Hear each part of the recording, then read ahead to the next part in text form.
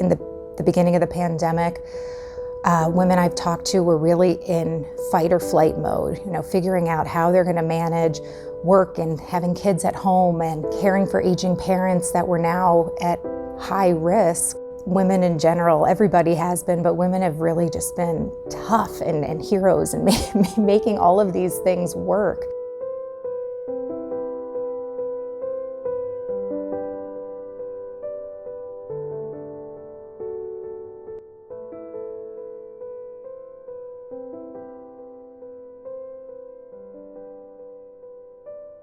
We don't know statistics for Iowa specifically yet, but we do know that our unemployment rate is at 3.1% as of last month.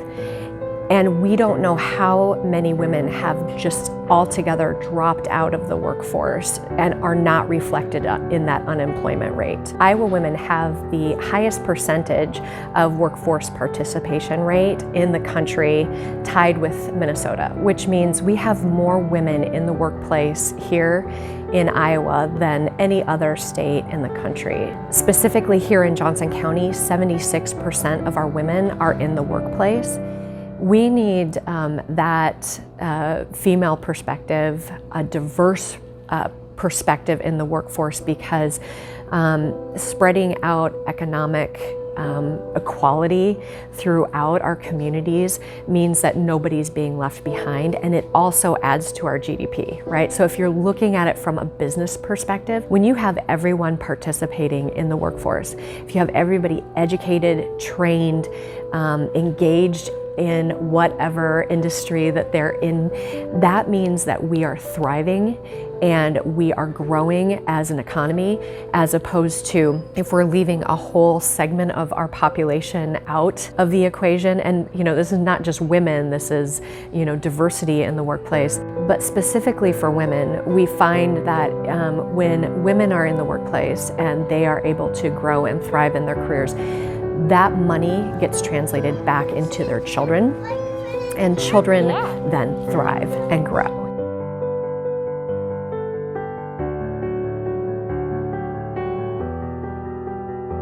The friends of mine who have kids and are working,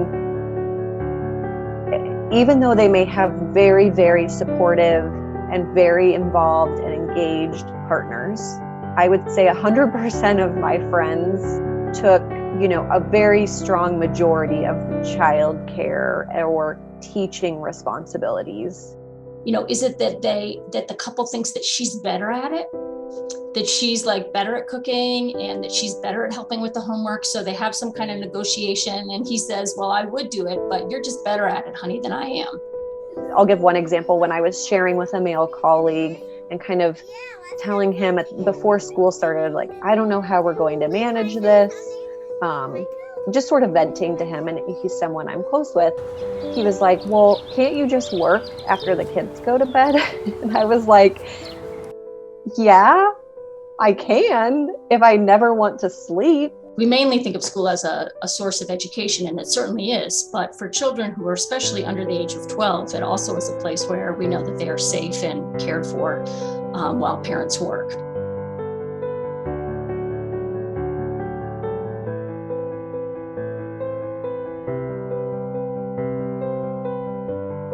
We noticed that affordable childcare was one of those issues that really wasn't being addressed. It wasn't being amplified. It was still seen as a woman's issue as opposed to an infrastructure issue. Childcare is about $1,200 to $1,400 a month in Johnson County.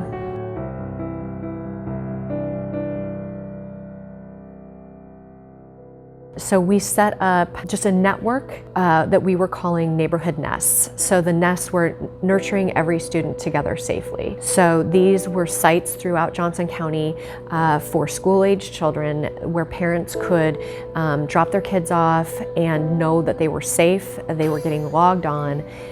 Likewise, we also set up a neighborhood nests scholarship fund for the youngest kids to go to child care providers that had so much space now because children were being pulled out of childcare.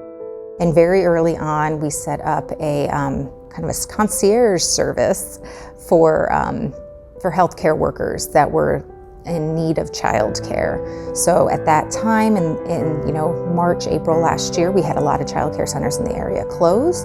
Parents were uneasy about sending their kids to childcare because that was another big thing. It wasn't just access, it was also kind of that uncertainty about the risks of sending your child.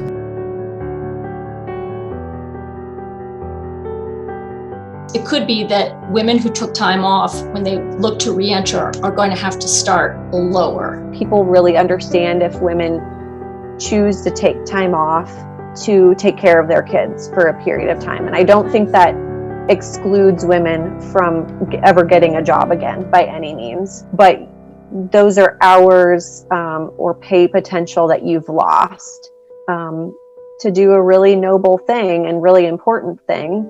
And then there's also the retirement component of just, if you're in a job that contributes to your retirement, that's a period of time that you don't have those earnings as well. COVID has shined a light on the fact that women do a lot of extra work in the family that they are not paid for and not recognized for. Words of encouragement that I would have for moms, especially young moms right now, is just take the pressure off yourself.